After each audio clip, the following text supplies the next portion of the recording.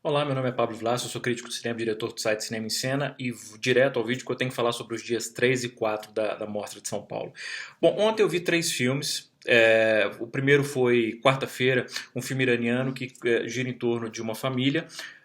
O pai, são quatro irmãos, o pai foi assassinado há alguns anos e o assassino está prestes a ser executado. Eles têm que decidir se eles vão perdoar o assassino e receber o dinheiro de sangue, o dinheiro do sangue, né, que a família da pessoa que ia ser executada paga eles em troca do perdão, ou se eles vão insistir no perdão. E um dos irmãos não quer perdoar de forma nenhuma, e o filme gira em torno do conflito entre esses irmãos, dos três irmãos que querem perdoar o assassino e do irmão que não quer. E por que esses três irmãos de repente decidiram perdoar o assassino e os esforços que esse outro irmão faz para conseguir o dinheiro para pagar a parte do dinheiro de sangue dos outros irmãos. É um filme que eu gostei muito, é um drama criado basicamente a partir dessa situação, em que de um lado a gente vê um dos irmãos fazendo o possível para contornar a resistência desse irmão que quer o assassinato, ou a execução, e desse lado a gente vê o irmão fazendo de tudo para conseguir o dinheiro. A partir daí surgem vários conflitos, não só entre esses irmãos, mas entre os irmãos e a família de um pretendente da irmã deles. É um filme carregado emocionalmente, muito forte, muito intenso.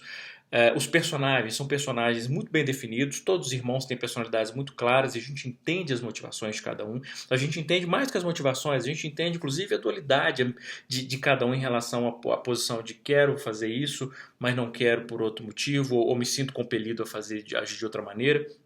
São ótimos atores e é um filme realmente desgastante emocionalmente do início ao último segundo. Gostei bastante desse quarta-feira. O segundo filme que eu vi ontem foi um filme brasileiro chamado Deserto, que é a estreia na direção do ator Guilherme Weber. É um filme que eu entendo a ambição do filme.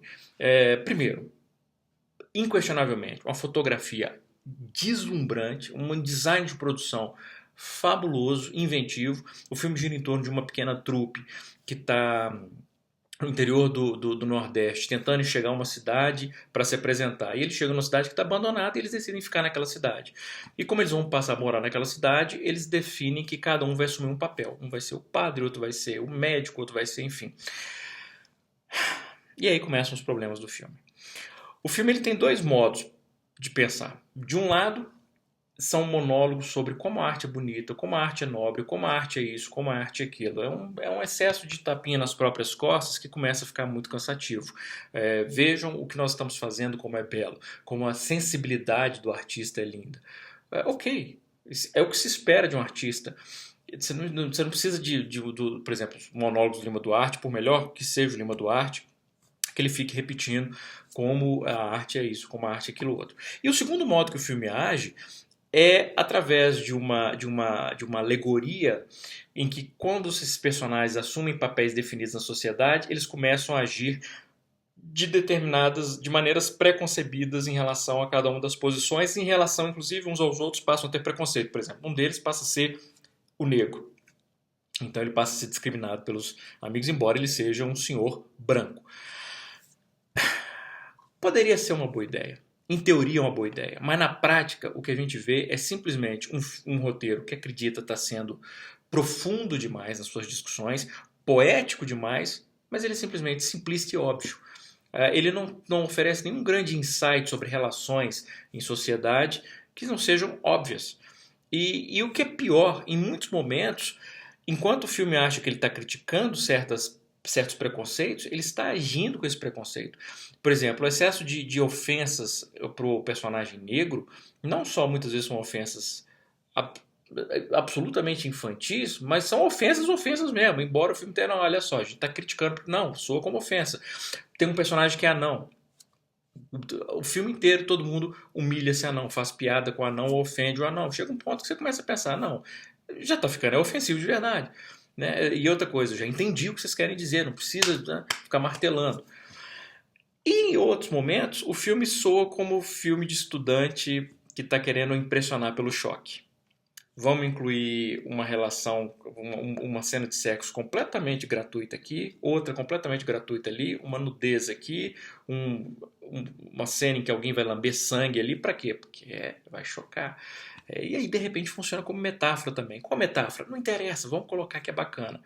Então, me pareceu um filme extremamente infantil do ponto de vista de temas e roteiro, embora seja um filme esteticamente belíssimo. O olhar do Guilherme Verga, por exemplo, como diretor, é um olhar que eu acho promissor, mas que aqui é sabotado por um roteiro que realmente, enfim, não faz jus à fotografia e à direção de arte.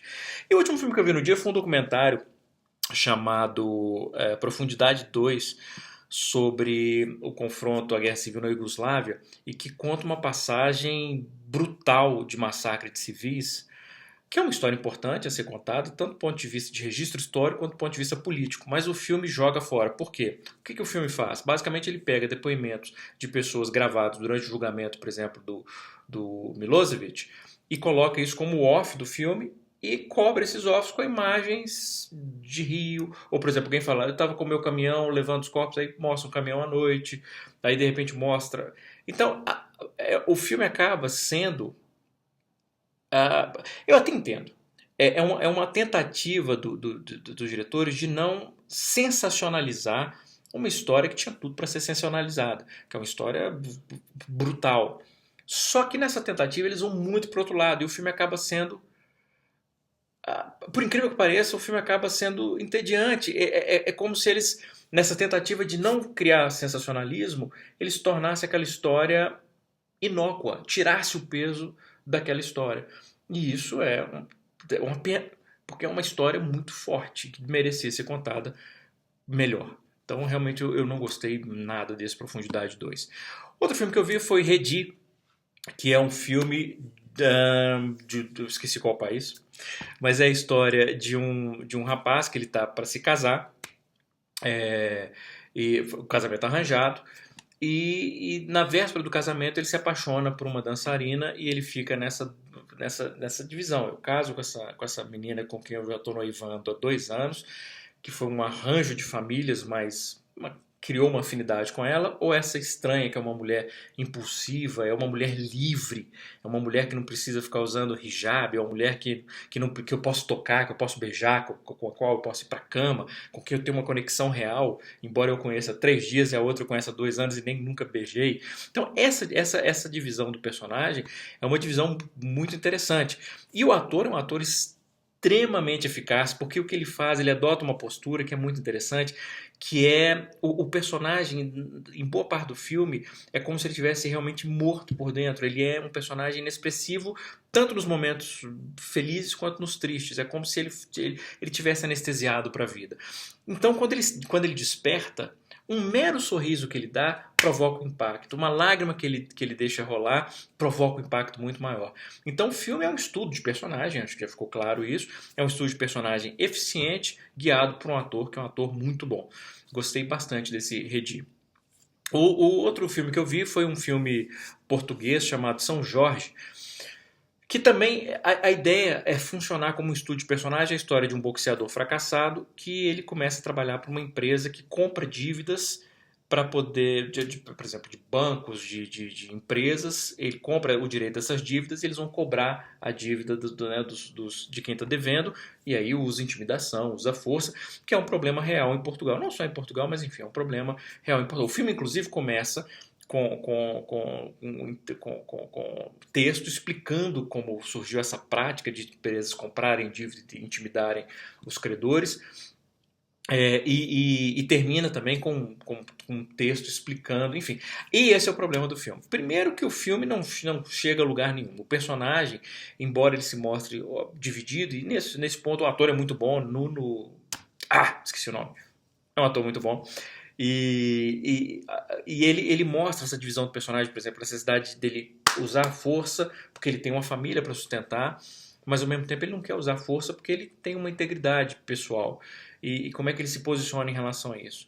Mas o filme acaba se tornando repetitivo demais. São situações em que simplesmente ele encontra a ex-esposa, transam, ele pede para voltar, ela não quer voltar, o pai dele briga com o pai, ele tenta cobrar uma dívida. Então o filme fica repetindo essas situações por 2 horas. E acaba se tornando repetitivo mesmo. E o que é pior, embora o filme não toque na questão, essa questão importante, que é uma questão até social e política, tem o texto no início e o texto no final que tenta forçar um tema político que o filme em si não tem. Então, além de tudo, ele tematicamente ele não tem coesão. O outro filme que eu vi no dia foi um documentário. Esse é um filme que me incomodou muito, um documentário russo chamado Don Juan, que acompanha basicamente um jovem autista que quer se envolver com alguém, quer arranjar uma namorada. E o filme acompanha as interações desse menino com a mãe, com uma terapeuta, com um cara que ajuda a dicção dele, com outro que ajuda ele a se relacionar com mulheres, a amizade dele com a menina com a qual ele vai se apaixonando. E basicamente o que esse documentário faz é facilitar o abuso que esse menino sofre. Que ele sofre abuso de todo mundo. Ele sofre abuso da mãe, ele sofre abuso da avó, ele sofre abuso. Tem uma terapeuta que dá tapa no menino, que monta no menino, que é uma coisa que eles encaram como sendo absolutamente normal. O filme não critica isso, ele simplesmente observa. E como eu falei, como a própria câmera se coloca para observar isso, o filme acaba facilitando esses abusos. Então é um filme que, na verdade, a gente vê um jovem autista sendo torturado durante 1h30 e o filme tratando aquilo como se fosse a coisa mais natural do mundo e o que é pior, como eu falei, funcionando até como enabler, né, permitindo, criando as condições para que isso aconteça. Esse filme me incomodou muito, Don Juan. O outro filme que eu vi no dia foi um brasileiro chamado Elon Não Acredita na Morte, Ricardo Alves, que é um filme mineiro. É um filme curtinho, é um filme de 70 e poucos minutos, que começa com um cara, que é o Elon do título, vivido pelo Rômulo Braga, indo buscar a esposa no trabalho e ela não está lá. E ele começa a procurar essa esposa. Procura ali, procura a irmã dela, ela não tem notícia, uma amiga não tem notícia, ele vai à delegacia e fala que a esposa sumiu, vai ao hospital e a gente passa a acompanhar esse cara procurando a esposa. É interessante, porque o filme, durante boa parte do filme, me incomodou muito a autoindulgência do filme. Eu já vi esse cara andando nesse mesmo prédio, indo conversar com a amiga da esposa, a câmera acompanhando, seguindo ele durante um longo tempo. Pra quê? Eu já sei onde ele está indo. Então o filme começa a se tornar, em certo ponto, cansativo e, como eu falei, autoindulgente. Eu sei o número de pintas que o protagonista tem na nuca, porque a gente fica íntimo da nuca do cara, a gente segue o cara o tempo inteiro. Só que é interessante porque, apesar dessa autoindulgência, chega um momento que você começa a perceber que o filme criou uma atmosfera que é uma atmosfera densa, pesada, como o próprio protagonista. E à medida que a gente começa a entender o que acontece a partir desse momento, que eu não vou dar spoiler, embora o filme seja um filme sobre trama, um filme mais sobre atmosfera, quando você começa a entender claramente o que está se passando, ou ter uma ideia melhor do que está se passando, as coisas se encaixam de uma maneira surpreendente e o filme se torna, como eu falei, surpreendentemente eficaz, embora durante boa parte ele soasse autoindulgente.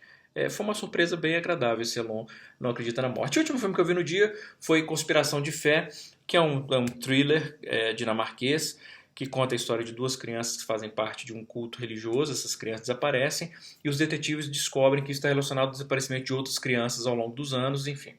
O que é interessante no filme é que ele não faz mistério em relação a quem é o assassino. A gente já sabe que é um assassino desde o início. Os detetives basicamente confrontam o assassino desde o início. Me lembra até um filme sul-coreano muito bom chamado, se eu não me engano, The Devil... The Devil Inside Me, se eu não me engano. Hoje é muito filme para comentar, né? A memória vai embora. Mas esse Conspiração de Fé, apesar da comparação com esse outro filme, esse Conspiração de Fé é um filme tolíssimo.